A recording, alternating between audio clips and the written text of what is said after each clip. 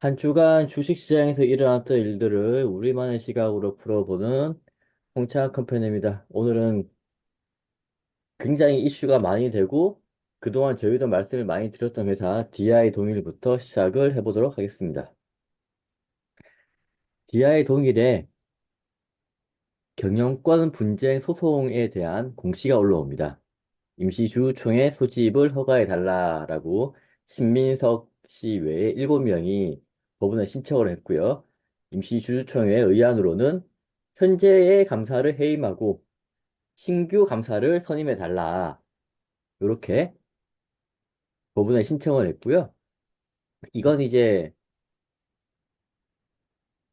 왜 소송 등의 제기 신청, 경영권 분쟁 소송이 되냐면 등기 임원, 이사 감사의 선임과 관련된 거는 경영권 분쟁으로 보게 됩니다. 그래서 경영권 분쟁 소송에 공시사항에 해당이 되고, 뭐, 회계장부 열람 마찬가지고요. 대신에 이사 보수 한도라든지 이런 것들은 경영권 분쟁에 해당되지 않기 때문에 소송을 걸더라도 공시가 되지 않는 이런 이슈가 있습니다.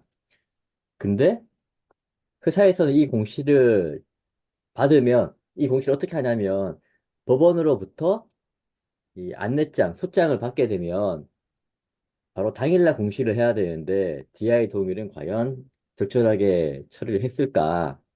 다음 페이지를 한번 보시게 되면요. 예, 적절하게 처리를 하지 못했습니다. 왜냐하면 이 공시 내용 보시는 대로 당일날 공시를 해야 되는데 그 다음날, 이길날 공시를 하게 됩니다. 그래서 하루 지연 공시 나가게 되고요. 그리고 하나 재밌는 건 정정 공시를 하는데 이 정정의 내용이 당사는 적절한 소수권 행사를 존중하며라고 적어야 되는데 적법한 소수 주주권 행사를 존중하며라고 적어서 큰 이슈는 아닌데 웬만하면 저런 거 그냥 넘어갈 만도 한데 그 주주하고 좀 큰 다툼이 있다 보니까 이렇게 정정까지 한 이런 사례가 되겠습니다. 어쨌거나 공시를 하루 늦게 해서 불성실 공시 법인 지정 예고 공시 위반 하셨다. 이렇게 이제 처리가 됐고요. 다음 페이지 보시게 되면 이제 이 사건에 대해서 내용이 나옵니다. 소액 주주 중에 일부가 경영진을 배임 혐의로 검사 교체를 요구하는 임시유청을 소집했다. 이렇게 거슬러 올라가면 2022년도 DI 동일의 최대 주주인 정원재단의 정헌재단의 DI 동일이 차입금을 진행하게 되는데, 그러니까 자금을 대여하게 되는데, 그때 당시에 DI 동일의 감사이자 2022년 정원재단의 사무국장이었다. 그러면 감사 역할의 정당성에 의문을 가지게 된다. 그래서 이분들은 이제 수서경찰서에 자금 대여와 관련해서 배임으로 고소를 한 상태고요. 임시유청 소집 허가에 관련된 신문 기일은 이제 10월 11일 날 진행된다라는 이야기고, 여기에 대해서 이제 하나 재밌는 거 다음 페이지 보시게 되면 DI 동일에는 지금 회사와 다툼이 있는 곳이 두 군데가 있는 겁니다. 다음 페이지 봐주세요.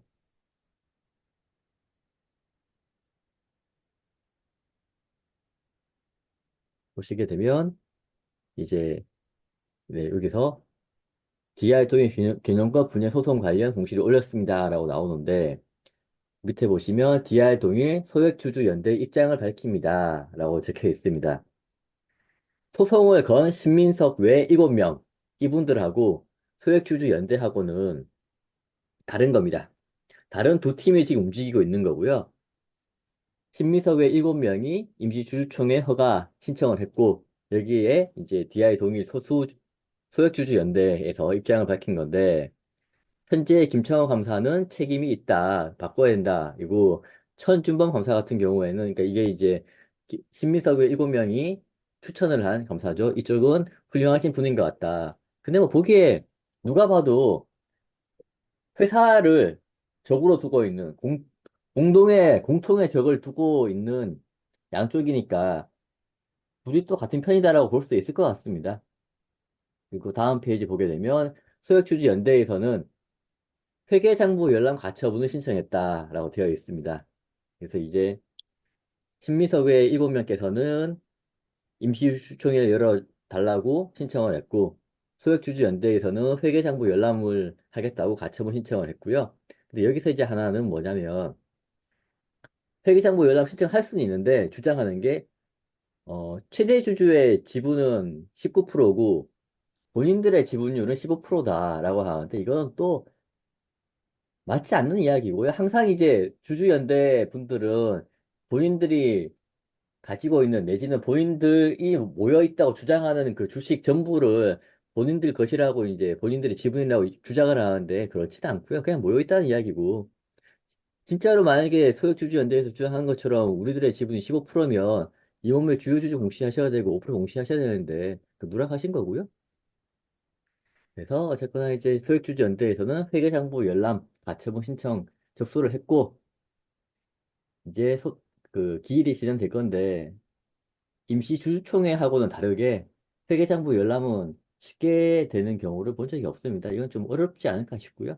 대신에 얼마나 법원을 잘 설득하고 그 회계장부 열람의 필요성이 있는지 잘 주장을 할 필요가 있을 걸로 보여집니다. 그리고 다음 페이지 보시게 되면 이제 신민사구의 7명 그분들이 소송을 건 임시주주총회 청구에 대해서 주주분들의 법률 대리인이 율촌이고요. 이건 굉장히 특이한 경우입니다. 보통은 그냥 일반 로컬 법인 쓰는데 율촌을 쓸 정도로 그 비용을 많이 투자한다라고 볼 수 있고 그리고 밑에 보시게 되면 이제 김용상, 강윤구, 이종문, 김지평 이분들은 회사적 대리인인데 김현장입니다. 제일 위에 이름이 있는 김용상 선생님 같은 경우에는 서울중앙지방법원, 서울고등법원 판사 출신이시고요. 김현장에 계신 분을 이렇게 법률 대리인으로 DI 독일은 쓰고 있습니다. 그래서 DI 독일 이제 주가를 보게 되면 또 특이하게도 주가는 또 최고가에 있습니다. 10년 내 최고가고 여기 이제 주주들은 그러면 손해보는 사람이 아무도 없다는 건데 그럼에도 불구하고 주주들은 이것보다 더 훨씬 높은 가격이 있어야 되는데 높은 가치를 받아야 되는데 경영진의 문제로 낮은 평가를 받고 있다라고 이야기를 하고 있습니다. 지금 보시게 되면 이제 PER이 111배, 111배인데, 저건 이제 회사가 수익률은 떨어지는데, PBR 1.2배, 가지고 있는 자산이 많다는 이야기고요. 저 PBR 1.2배도 장부가 대비 PBR이기 때문에, 실제로 현재 가지고 있는 땅이나 건물이라든지 이런 것들을 시가평가를 하게 되면 0.5 내지는 0.3에 준한다라고 주주분들은 주장을 하고 있습니다. 다음 페이지에 이제 주주 현황인데, 보시는 것처럼 정원재단이 약 9.8%로 최대 주주이고요. 기타 특수관계를 합쳐서 약 19% 보유를 하고 있습니다. 예, 근데 여기 지금 이 DI 동일 같은 경우는 뭐 19%라고 보기보다는 이게 자사주가 엄청나게 많은 것 같던데 대충 계산을 해보면 총발행 주식수에서 이제 19%고 자사주면 의결권이 없으니까 그거는 뭐 최대 주주나 뭐 주주연대나 공격자 입장에서 마찬가지로 하면은 자사주를 저희가 의결 주식수는 한 25% 가까이 되는 걸로 계산이 되더라고요. 대충 계산해 보면. 뭐, 상대방도 그럼 뭐 똑같이 올라가기는 올라가겠죠. 예. 내용은 뭐, DI 동일은 우선 공시적으로만 따지면 이 신민석 씨 외 7명이 임총 뭐 소집 뭐 소송을 했는데 이거를 받으면은 전자소송하고 누군가 열어봤으니까 그런 거거든요. 이거 무조건 우편으로 옵니다. 무조건 우편으로 오고요. 소송 공시할 때그 우편 등기 열람 보고 내용도 우편 번호 쳐가지고 같이 첨부하기 때문에 당일 공시 회사가 모르지는 않을 거예요. 당연히 알고 여기 공시에서도 회사 수령일이 20일이다. 근데 뭐 받은 다음에 바로 공시 안 했겠죠. 공시하지 말아라. 그렇게 얘기를 했을 거고, 또 시간이 좀 늦었을 수도 있고, 20일 날 저녁에 오후 한 5시 한 반에 받았으면 뭐 늦었을 수도 있고, 그 정도? 5시 반이어도 공시는 할 수 있죠, 하여튼. 그런데 월요일 날, 9월 23일 월요일 날 공시를 하고, 뭐, 벌점 뭐, 이게, 뭐, 그냥 갈 수 있다. 기껏해야 뭐, 8점은 넘어가지 않을까. 유가증권이니까 뭐, 10점 넘어가지 않으면 뭐, 거래 정지도 안 될 거고, 뭐, 관리 종목이야 1년에 15점이고, 뭐, 실질심사 대상은 1년에 30점이니까 뭐, 택도 없고. 그리고 뭐, 그런 부분에서 바로 이제 생각보다 빨리 부성실 공시법인 지정 예고가 떴어요. 지정 예고가 떴고, 그러면 뜬 다음에 5 영업일 이내에 이제 사유서라고 하죠. 사유서를 제출하면 이제 그 다음에 이제 뭐 할지 안 할지는 이제 벌점을 매길지 안 말지는 이제 하는 거고. 그건 이제 공시적으로 그냥 루틴하게 가는 거고요. 요건 뭐 정정이야. 그냥 오타난 거죠, 뭐. 네. 그리고 이게 간단하게 뭐 요 김감삼님, 여기에서 얘기하고 있는 이 해임의 대상, 해임의 대상인 김 감사님, 이분이 정원재단의 사무국장이면서 DI 동일의 감사, 등기감사죠. 등기감사. 그 사이, 그 재직 기간 중에 돈을 자기가 몸담고 있는 정원재단, 최대 주주이자 정원재단, 자기가 사무국장을 겸직하고 있는 곳에다가 100억 원 정도를 계속, 공실 내용을 보니까 이제 대여 공시는 안 나와 있고 사업 보고서하고 반기 보고서를 스토리를 찾아가지고 계속 보다 보면 특수관계자 간의 거래 그리고 이자 뭐 이런 거 계산하다 보면 한 100억 원 정도 뭐 보낸 거는 써놓은 것 같아요. 특수관계자 거래는 이게 왜냐면 분기 보고서에서는 특수관계자 거래에서는 회사가 쓰는 거니까 뺄 수는 있는데 반기 보고서하고 사업 보고서에서는 외부 감사인의 반기 검토 보고서하고 그 감사 보고서가 나오기 때문에 거기에는 빠질 수가 없기 때문에 나와 있습니다. 나와 있으면 한 번에 100억을 빌려준 건 아니고요. 뭐 40억, 뭐 40억 빌려주고 4억 빌려주고 뭐 20억 빌려주고 뭐 이런 식으로 좀 계속 몇 년 동안 계속 빌려줬던 것 같고요. 이 김창호 감사님, 뭐 천준봉 감사님 뭐 그런 것 같아요. 예. 근데 뭐 이게 감사가 원래는 좀 강력하죠. 이게 감사는 여차하면 회사에도 이제 하니까. 근데 여기는 디아이점이 자산이 5천억이기 때문에 분기도 검토를 받네요. 분기를 검토를 받아도 뭐 기재를 몇몇 개 누락을 한 것 같긴 한데, 이거 제가 단기 보고서하고 사업 보고서만 봐서 그런지 몰라도, 내용 히스토리 보면, 이제 특수관계자의 거래에 보면, 이제 정원재단 최대 주주에게 이제 대여를 한 게 있고, 기존, 뭐, 기초, 그리고 단기 상환은 없더라고요. 그리고 미수이자, 이런 거하고 기말, 뭐 이런 것들 계속 이제, 매년 연 따라가면은 뭐 찾을 수 있는 거라서 그런 내용이고, 감사님이 엄청 중요하죠. 근데 일부러 뭐, 이렇게, 최대 주주하고 겸직 사항이신데, 그거를 감사님으로 괜히 긁어부스럼 될 정도의 사람을 등기감사로까지 이렇게 넣는지는 잘 모르겠어요. 왜 이런 짓을 했는지까지. 그냥 뭐, 다 내 거니까 그냥 편하게 한 것 같긴 한데, 나의 수족이다. 하고 생각하니까. 근데 어찌됐건, 이 감사임은 특별결이고 쉽지 않습니다. 해임하는 건 쉽지 않을 거예요. 그리고 현재 좀 아마 사임서를 냈을 것 같고, 최대실, 뭐 임총은 받아줄 것 같습니다. 임총은 받아줄 것 같고, 그 임총 안에서 이제 어차피 양쪽 다 3% 룰을 적용해가지고 어떻게 하느냐에 따라서 하는 거라서 또 회사 입장에서는 뭐 좀 사내에서 한 명 들어오는 것보다 감사 선임들이 이게 더 껄끄럽죠. 껄끄러운 부분이 있어서 솔직히 천준범이라는 분을 제가 뭐 보진 모르는 분이기 때문에 저 할 말은 별로 없고 회계장부 열람 가처분 이건 좀 근데 이거는 잘 생각을 하셔야 되는데 이 액트의 소액주주 같은 경우는 회계장부 연락 가처분해서 이제 배임 변경 부분이나 있으면 이걸 갖고 최대주주나 여기다 협박을 하겠다는 건가 아니면 그냥 다 같이 죽자라는 건가 어차피 잘 안 받아지긴 하겠지만 두 개를 회사를 이제 압박하는 수단으로서는 뭐 최고 좋죠. 근데 이 정도 규모의 회사하고 또 유가증권이고 업리가 오래됐기 때문에 뭐 대놓고 분식을 하거나 그렇지는 않을 것 같아요. 그러니까 대놓고 분식을 한다고 해도 양정기준 미만일 것 같기도 하고 그냥 뭐 정정이라든지 아니면 감사보고서 제작성 정도로만 해도 되는 거, 뭐 법인 자체는 넘어갈 수 있을 것 같고 개인적으로 배임 횡령, 특히 이제 횡령은 없을 것 같고요. 횡령 부분은 이제 대여금으로 하기 때문에 횡령이라고 얘기하기는 조금 쉽지 않을 것 같은데 배임은 우리나라에서 배임, 단순 배임만으로는 인정되는 사람은 많지 않습니다. 횡령은 인마이 포켓 돈이 진짜 그 사람 주머니에 들어가야 되는 거라서 이거 대여금을 정원재단에다 돈 빌려준 거를 이제 횡령이다.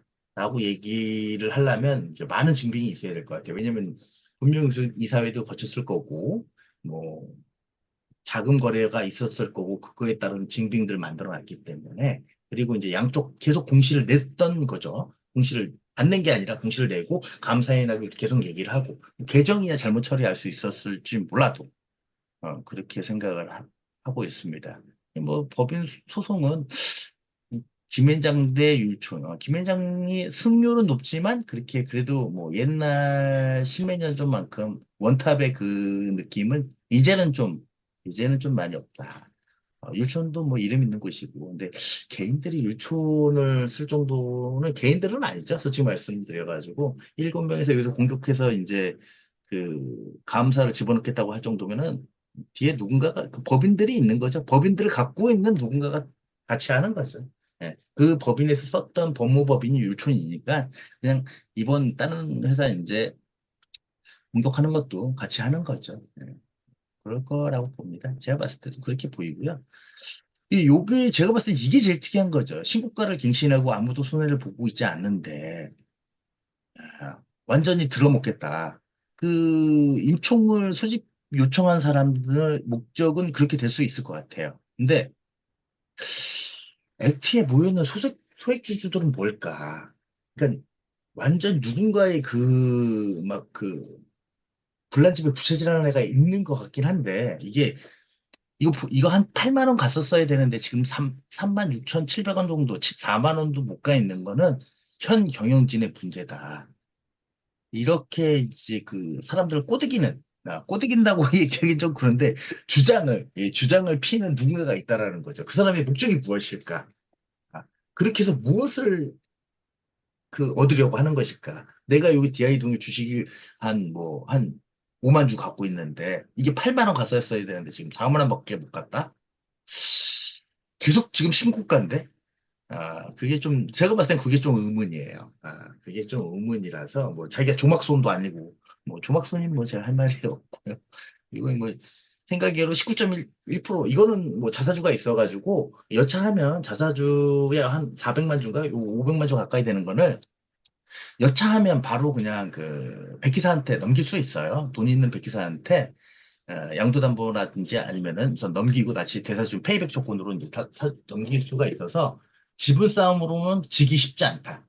3%를 그 상대방도 그래서 감사를 좀 공격한 것 같고 감사선임은 뭐 어차피 둘 다 3% 미만 이상은 다 날아가는 거니까 3%만 하는 거니까 근데 그래도 여기는 이제 자사주 패가 있기 때문에 좀 음, 쉽게 공격받지 않을 것이다. 라고 생각을 합니다. 거기다가 또 주가도 계속 오르고 있는 상황이라서 전혀 뭐 이해관계가 없고 생각이 없는 보통의 개미 주주들은 현 경영진의 손을 들어줄 확률이 높다. 저라면 그렇게 합니다. 그렇게 될 것 같아요. 네, 그래서 이제 이 내용들을 요약을 좀 해보면요. 제 생각은 그렇습니다. 다음 페이지 보시게 되면 이제 선량한 대리인으로서 회사를 경영하게 되는데 그 대리인이 정말 선량하냐에 대한 문제가 있고요. 그리고 이거 갖다가 이제 에이전트 코스트라고 얘기를 하는데 대리인 비용이 발생을 하게 됩니다. 이게 내가 직접 운영을 하게 되면 모든 걸 다 이제 내 이익에 맞춰서 할 수 있는데 대리인이 운영을 하게 될 경우 그렇게 하지 않기 때문에 그걸 대리인 코스트라고 하고요. 그럴 경우에는 이제 손해를 본 주주에게 손해배상을 해야 되는 그런 일이 발생을 할 수도 있습니다. 그리고 어쨌거나 소송 대리인은 지금 보게 되면 율촌과 김현장인데 양쪽 다 법률 비용은 되게 많이 발생할 거고요. 로펌들만 돈을 버는 또 그런 구조가 되지 않았나 싶습니다. 그렇죠. 이게 고수톱을 치면은 돈 딴 거는 하우스죠. 쏟다가 나왔죠. 그래도 공격하면서 뭐 주가가 계속 오르면 뭐 그 와중에 팔면 되는 거라서. 근데 아무래도 소송 걸 때 이제 실질 주주명부 걸고 하면 못 파니까 바로 이제 해제하고 합의 보고 바로 이제 뭐 할 수 있는 거라서 뭐 그거는 뭐 이분들의 다 깊으신 다 계획이 있는 걸로 그런 걸로 보입니다. 다음은 이제 태형건설 사례를 보려고 하는데요. 태형건설이 연초부터 말이 좀 많았었는데 회사가 이제 굉장히 어려워서 부도가 나니 많이 그런 이야기 썼고 연초에 이제 감사 보고서가 의견 거절이 나왔습니다. 의견 거절이 나오고 자본 전에 잠식이었는데 갑자기 갑자기 이제 달라집니다. 이제 보시게 되면 이게 3월 달에 공시를 한 그 전 페이지 한번 봐주세요. 예, 이 페이지에서 이게 3월 달에 공시를 한 감사 보고서인데 자본 잠식 50% 이상에 대해 이런 일이 발생을 했다. 보시게 되면 자본 총계가 천만요. 5,600억입니다. 그게 마이너스로요. 작년까지는 플러스 7,400억이었는데 1년 만에 1.2조를 까먹어서 마이너스 5,600억이다. 600억이다. PF 사업장에 대한 손실을 반영해서 그렇다라고 이렇게 이제 공시를 했었고요. 이것 때문에 거래 정지되고 망하니 많이 그런 이야기가 있었는데 문제는 9월 27일 날 정정을 하게 됩니다. 감사 보고서를 다시 내겠다. 그래서 재감사를 했는데 기존에는 의견 거절이었는데 이번 적정이고 존속 불확실성 사유에 해당이 됐었는데 이제는 해당되지 않는다라고 재감사를 받은 보고서를 제출을 했습니다. 자, 기사회생하는 거죠. 다음 페이지 보시게 되면 그래서 이제 기타 시장 안내로 감사 의견 미달했다는 상장 폐지 사유와 관련해서 2025년 4월 14일까지 개선 기간 부여받았는데 2023년도에 대한 재감사 보고서하고 개선 계획 이행 여부에 대한 심의 요청서를 제출해가지고 이제 거래소에서는 상장 유지 결정을 했다. 근데 이거와는 별개로 상장 적격성 실질 심사는 지금 진행되고 있어가지고 매매 거래는 계속 정지가 되어 있다라는 이야기고요. 그 다음 페이지 보시게 되면 이제 태양건설에서 자본 잠식과 관련된 자료를 제출했다. 기존에 에서 바뀌어가지고 지금 자본금이 1,400억 정도 남아있다. 이렇게 재감사 보고서를 제출을 해서 기사회생을 시도하고 있습니다. 네, 올 연초였던 거죠.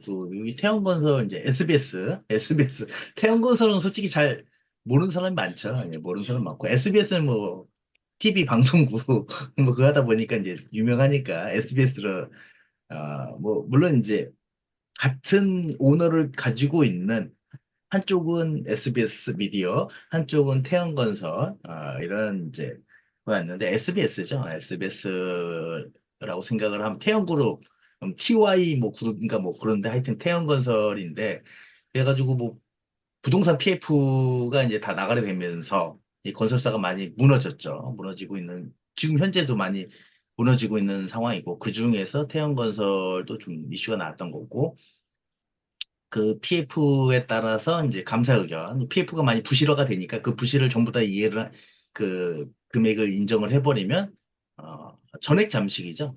전액 잠식이 되고, 이게 전액 자부기 자본 잠식이 됐기 때문에, 이 12월 말 숫자잖아요. 이 12월 말 숫자인데, 3월 며칠까지 그 사이까지 원래는 자본 잠식이면 그 감사 보고서 나가기 직전 사이까지 자본 잠식 해소 사유를 제시를 하면 감사인이 확인서를 써주면서 이렇게까지 안 가요. 이렇게까지 안 가고 제가 알기로는 요 사이에도 이제 뭐 이렇게 뭐 워크아웃 들어가네, 회생 신청을 들어가네, 뭐 태영 회장이 뭐 사제를 출연하네, 뭐를 하네, SBS를 파네, 뭘 파네, 뭐 에코를 파네, 뭐 별짓을 다 했던 것 같아요. 근데 결국은 감사 보고서 나갈 때까지 이게 해소 방안을 제시를 못한 걸로 알고 있습니다. 그렇기 때문에 감사 보고서가 이렇게 나간 거고 의견 거절해가 자본 잠식으로 나간 거예요. 보통 통상적인 작은 코스닥들은 자본 잠식이 뜨면 바로 유상증자나 시비를 불러서 보통 시비를 부르죠. 아니 그러니까 유상증자를 부르죠. 시비는 똑같이 이제 부채가 같이 늘어나는 거니까 삼자 배정 유상증자를 불러서 해소를 합니다.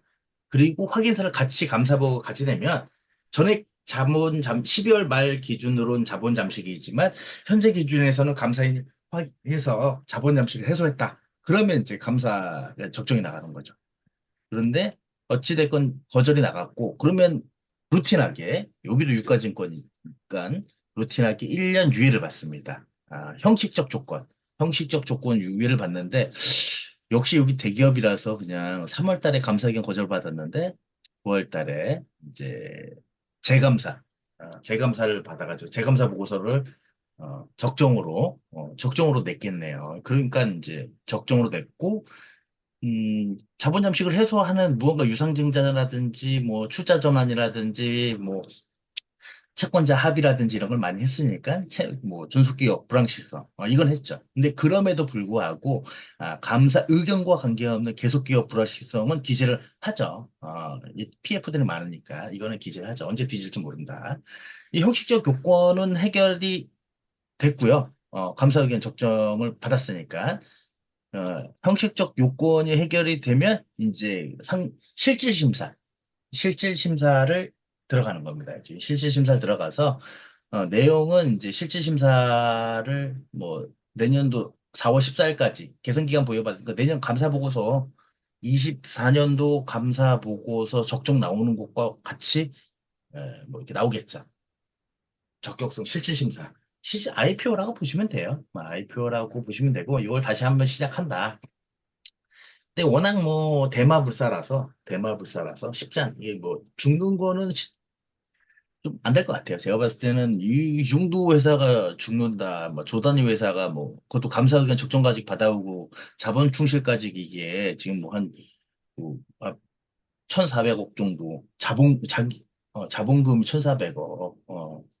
이건 무슨 이제 자본금이 1,400억이니까 자기 자본은 4천억이란 말이에요. 자기 자본은 4천억. 이런 회사를 그냥 죽인다. 이건 쉽지 않을 것 같아요. 솔직히 말씀드려서. 그래서 실질 심사도 물론 이제 담당자들은 이제 개고생하겠지만 잘 되지 않을까. 그렇다고 해서 재검사까지 받아가지고 재검사 받아서 23년도 적정을 다시 받는데 24년도 감사 보고서를 거절 준다. 그런 회사도 있긴 있습니다. 있긴 있는데, 그건 이제 코스닥에서 범죄자들 회사들이나 그렇게 하는 거고요.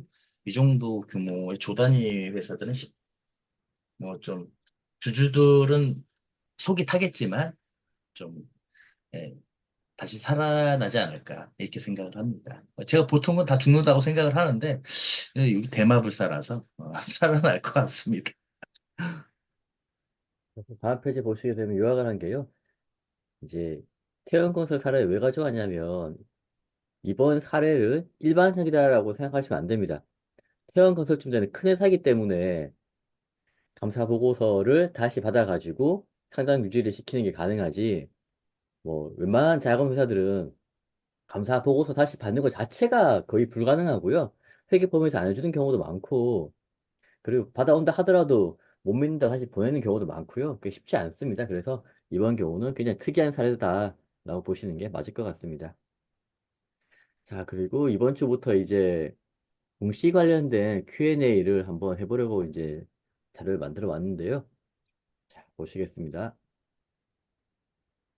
첫 번째, 어떤 분이 이제 질문을 올리신 건데, 단일 판매 공급 계약 공시를 제때 못했는데 어떻게 되냐. 이게 이제 단판 공유랑 하죠. 단일 판매 공급 계약 공시는 그 다음 날까지 하게 되겠습니다.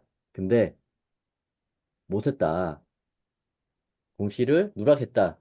그러면 이제 어떻게 어떤 불이익이 있냐. 이 뭐 그냥 안 됩니다. 제때 하셔야 되고요. 예. 그렇죠. 단일 판매 공급계약 좋은 거죠. 거의 대부분은 못 내서 안달이죠. 단일 판매 공급 계약은 못 내서 안달입니다. 우리가 작년에 한 매출 100억 했으면 10억 이상의 계약서를 받아왔다는 내용인데, 이거 뭐, 이길 날 못 내면 영업, 뭐, 이사나 얘기해가지고 날짜 바꿔야죠. 날짜 바꾸는 게 맞습니다. 근데 뭐, 전자계약이라서 쉽지 않다. 근데 이를 못 내기가 우선 첫 번째, 이게 이 정도 직전 연도 매출액이 10% 넘는 계약은 미리 사전에 많이 준비를 하죠. 근데 작은 회사들 직전 연도 매출액이 뭐 50억, 60억, 100억 미만, 100억이다. 그럼 이제 10억짜리 계약. 뭐 이런 것들에 대해서 여러 가지 방법이 있죠. 이제 우선 첫 번째 공시를 이기를 못하면 이제 못하더라도 늦게 내면 아까 처음에 그 DI 동일처럼 부성실 공시 지정 예고가 되고 벌점 먹을 수도 있고 벌금도 아니, 그 제재금도 낼 수가 있죠. 좋은 얘기하고 벌점 먹는 건 좀 그렇잖아요. 그렇기 때문에 저 같은 보통 이런 게 뭐 깜빡하면은 좀 그건 좀 문제가 있는 거고 회사 시스템상 뭔가 이제 놓친 거다. 영업에서 안 왔다. 뭐 이렇게 하면 계약서 날짜를 좀 바꾸든가 아니면 계약을 쪼개는 거죠. 아예 안 내면 또 모를 수도 있는 거니까 그런 거죠. 하여튼 지키긴 지켜야 됩니다. 그리고 회사마다 이 단일 판매 공급 계약을 거의 대부분은 내고 싶어 하는데 일부러 안 내고 싶어 하는 회사도 있어요. 그 계약 유보라는 제도도 있고 그런 거기 때문에 꼭 내셔야죠. 안 내면 이제 뭐 공시 위반입니다. 직관적으로 얘기해서 공시 위반입니다. 공시 위반이면 벌점을 먹을 수도 있고요. 보통 한 귀책 사유가 대부분 회사가 있어. 이게 못 내겠다라는 건 회사가 있으니까 뭐 한 2.4점 뭐 이 정도가 되는 거죠. 이 정도가 공시라는 되는 게 겁니다. 결국은 이제 만약에 회사에서 놓치거나 했을 때는 이걸 공시 위반에 해당되지 않게 피해가는 방법을 좀 고민을 해봐야 되거든요. 그런 노하우를 이제 오래 근무를 한 오랜 경험이 있는 저희 레리 파트너스가 가지고 있기 때문에 혹시 이런 일이 있으실 경우에는 저희한테 상담을 요청하시면 성심성의껏 답변을 드릴 수 있도록 하겠습니다. 다음 페이지 보시게 되면 이제 유상증자를 할 때 할인율이 어떻게 되냐. 일반 공모는 상관이 없는데 삼자 배정 같은 경우에는 이제 10% 이내에서 하게 되어 있습니다. 이 기본적으로 이제 삼자 배정이라는 거는 아무한테나 주는 거기 때문에 기존 주주에게 피해를 최소화시키기 위해서 10%로 제한을 하도록 법으로 정해져 있고요. 밑에 보시게 된 제일 마지막에 이제 주권 상장 법인이 정하는 할인율을 적용해서 산정할 수 있다라고 하는데 이거는 10% 내에서 하라는 이야기지 그냥 아무렇게나 하라는 이야기는 아닙니다. 그렇죠. 그러니까 유상증자를 하게 되면 그러니까 이게 질문이 여러 가지 이제 내용이 있는데 유상증자 여기서 소액 공모 요거는 공모기 때문에 10% 제한이 없어요. 근데 삼자 배정 특수 이 삼자 배정이라는 거는 증권 신고서를 안 내겠다는 얘기거든요. 증권 신고서를 안 내겠다는 거는 1년간 락업으로 걸어야 되는 게 기본이고 사모기 때문에 그리고 그 할인율에 대해서는 이제 10% 할인을 적용을 하는데 뭐 10% 이내이기 때문에 뭐 계산해서 단수 차익 계산하면 뭐 9.98%가 될 수도 있는 거고 9.97%가 될 수도 있고 딱 10%더 떨어질 수도 있는 거죠. 근데 이게 기준 금액 대비 이사회 전일 종가에서 이제 계산 산식 전일을 하는 거죠. 이사회 전일을 기준으로 해서 기준가를 정하고 그 기준가에서 10%를 할인하는 겁니다. 이거는 삼자 배정은 딱 정해져 있어요. 나오신 것처럼 규정대에 나오시는 것처럼. 그런데 그 기준가를 산정하는 방법은 두 가지가 있어요.